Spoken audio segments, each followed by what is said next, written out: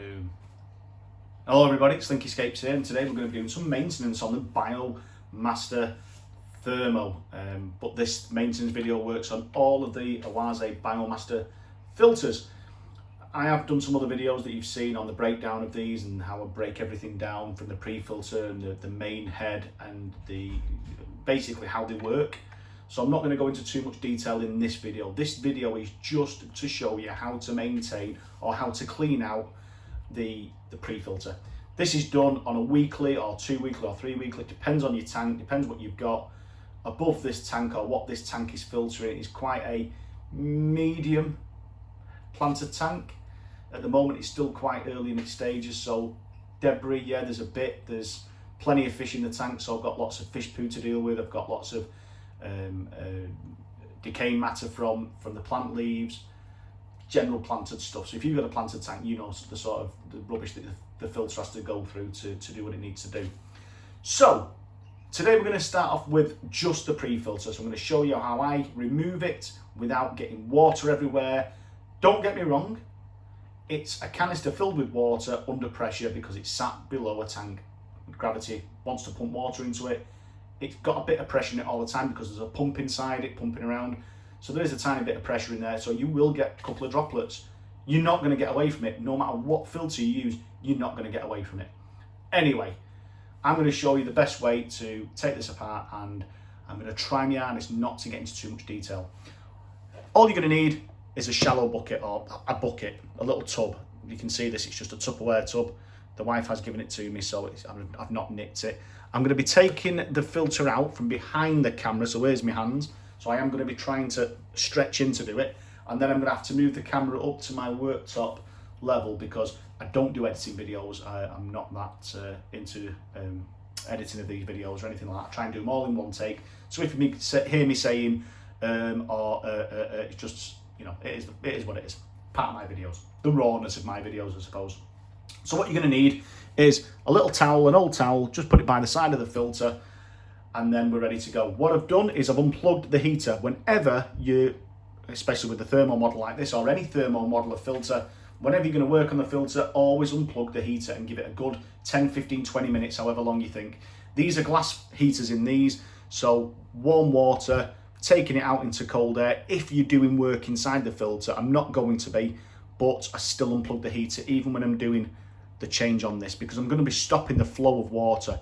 I don't want that heater sat there bubbling away with no water flow going around it, and that's how these filters work. Water circulates around the heater, so yeah, unplug it. You'll see the plug's there. I've just unplugged it. I'm now going to unplug the filter itself to stop the pump, and there we go. It grinds to a halt, so we'll move the plugs out of the way. Now, there's two clasps on all of the Oase filters. Number one, number two. Number one is the water isolation. Number two is the pre-filter. You can't undo number two without undoing number one first. The reason being is if you could be able to, which you can't because Oase put a locking mechanism in there. If you could just undo that and take it out, gravity would carry on filling this up with water, and water would flood out the top of the big hole that this pre-filter is going to make, and it'd flood your room when it's in. You're not going to go down well. It's not going to go down well with your other half. Maybe not even yourself, because yeah, it is what it is. So first of all, you've got to do is fingers on it, turn the water off. Okay, so we've now isolated the water. Don't just yank this out. Give it a wobble. You'll hear water suction. Don't even just heard it very, very slightly. So as you can see, I'll lift it up so you can see the water dripping. Okay, that's what that towel's for at the side. Boom, leaving that dangling down over the towel, and that's catching all the little droplets. There's not a lot, just a little. Paul Daniels, eat your heart out. Okay, get your tub. You can now quite easily undo the pre-filter slide. Lift the pre-filter up on this at an angle because I'm inside a cupboard, and you'll see water slowly going down to the bottom. Take it out and into the tub. There you go, no water on the filter head itself. I'm going to take this pre-filter module and put it on the worktop, and then I'm going to bring the camera up. Try and balance that there. Let's bring the camera up.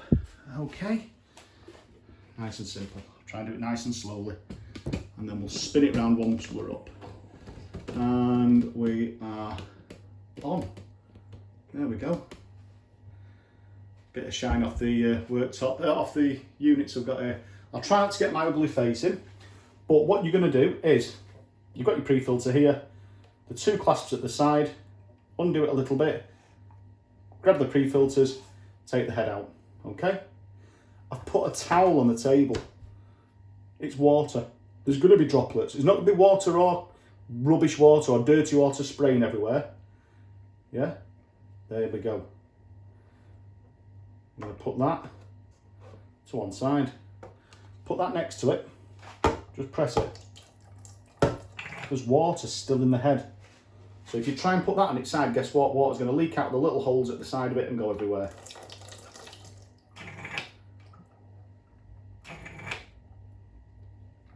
No water in it now, or very little water.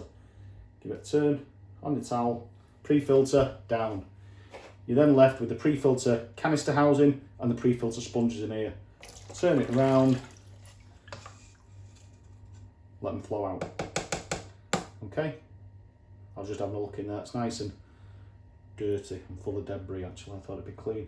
I cleaned this out a week ago, so it just shows you the power of these pre-filters and just how good they are. So we put that there. You've then got your pre-filter sponges. Like I say, I cleaned this out a week ago. They're all in pretty good nick. Now these are probably 45, maybe 45 PPI, I think the orange ones are. So this is aquarium water here. Give them a squeeze in that water and what you'll see, okay, is all the plant debris and detritus and muck, plant bits, filling that water. Don't know if you can see that, I'm not very good with the camera, I can't see what you see. There, I've got a little tub of aquarium water. Doesn't need to be aquarium water. This can be tap water. These pre-filters are doing nothing but filtering pre-filtering if you like. That's the name of it. The name's in the game.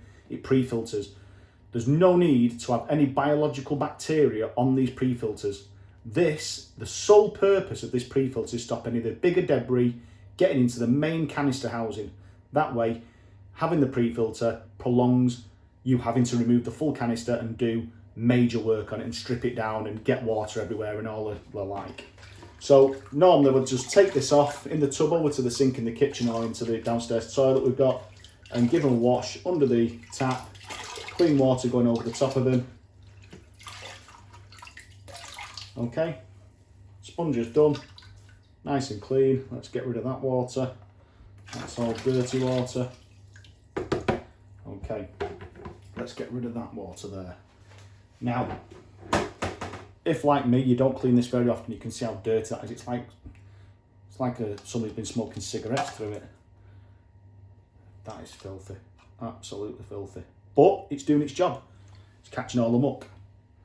You can give this a clean out if you want. Just get one of these little pipe cleaners. It's this one's an ADA one. But look at all that muck and gunk out of there. Get your water back up. Give it a rinse. Yeah, stick it in there. Give it a twirl. Pull it back out. There we go. Beautiful. Probably doesn't need cleaning, it is what it is. The holes are so big on these that it's never going to block up. Now, talking of the holes, I've not pre-drilled any of the holes in here. On some of my other videos, you might have heard me talk about pre-drilling them, but I've tried, or over the last year, I've not pre-drilled or not put any more holes in these, and it's worked just as good. There is a reason behind that. I'm not going to go into now because I'll start going off on one. Okay, give it a clean. Look at all the gunk that's on it. If you give that a good clean, I've done a video on how to strip this head down. It's so easy. You can clean this head, get it nice and sparkly, shiny and new again. Put that back in. 1 sponge, 2 sponge, 3 sponge, 4 sponge, 5 sponge. You can see the end of the tube. Rubbish on the hand there. You can see the end of the tube. Give this a wipe down. Put that back in. Locate the locking tabs. Okay, once it's in, give it another wipe. I do have spare sponges. Yeah, I just have spare sponges from other filters that I've done. But if any of the sponges in this are really badly damaged, or not damaged, but full of crap that needs cleaning, then I can quickly just put one of these ones on and then take my time later on giving it a good wash. But that's it, pre-filter's done, there's no water in it, and that's not a bad thing, because if this was full of water and you tried putting this back into the filter housing, water would fly out everywhere, because it is the nature of the beast. So I'm going to take this camera back down again, set it up. I don't know, I really should invest in a decent camera or something like that, I don't know. Right, I'm trying to get this as close as I can so I can stretch and do it.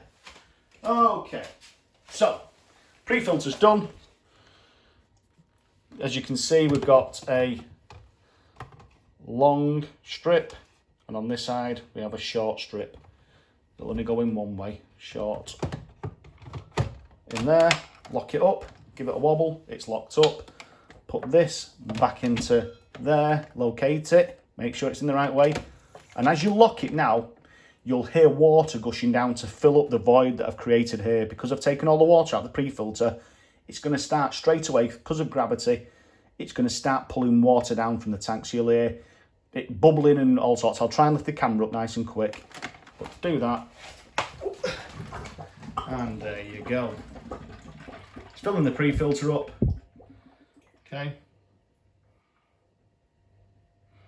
That's stopped now, but there'll still be air in that. So what you've got to do on these,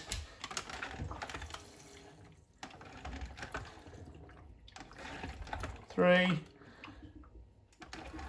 4. Well, yeah, I can see bubbles going up through the outlet tube from the filter up to the little pipe that I use. Right, you're never going to get rid of all the air, right? So don't start threatening, saying, I've pressed that 10, 15 times and there's still air in it. Don't worry about it. Right, you know that brew you made earlier on when you turned your heater off? So you turn the heater off, you went and made yourself a brew. That's been cooling down at the side here. Turn the pump back on, listen to it. Look, all the air's now expelling. Let it do its thing, yeah? Just let it do its thing. This is the same process whether you've totally stripped down the filter to give it a good clean, or whether you've just done the pre-filter, okay? Let it do its thing. Don't take long. Go and have a drink of your brew. Within 2 or 3 minutes, all the bubbles will have stopped. All I do then is, I'm going to do it now because I don't want the video to run past 15 minutes and it's already on 13. Say that's stopped now, right? And there's no more bubbles coming out. I just tilt it. Did you hear that then? That's it, just got a big lump of air up into the pump head. Now the pump head is more or less directly underneath the inflow-outflow. You can hear it now, it's starting to stop. All I do, give it a lift up. Yeah, forwards and back. Don't have to rock it around, you don't have to lift it up and give it a shake. Just tilt it. There you go. It's done. What you can hear now is the water gushing through that because I took some out to put in my bucket earlier on to give it a clean. That's the pre-filter done. Now, if you're not filming, you're not explaining, you can do that in 5 minutes. Or 10 minutes to let the heater turn to cool down, 5 minutes to do the pre-filter, put it back in, and you've done all your work that you need to do without getting water everywhere. So cleaning the pre-filter, dead simple. I am now going to fill up the tank up with a bit more water, and then I will carry on this video and upload it later on, either tonight or tomorrow, where we totally clean out the full filter, and I'll show you how easy that is. He starts off doing it the same way. We remove the pre-filter, or we isolate, we remove the pre-filter, but then we're going to take the canister out of the cupboard and take it up to the worktop, and then we'll go from there, okay?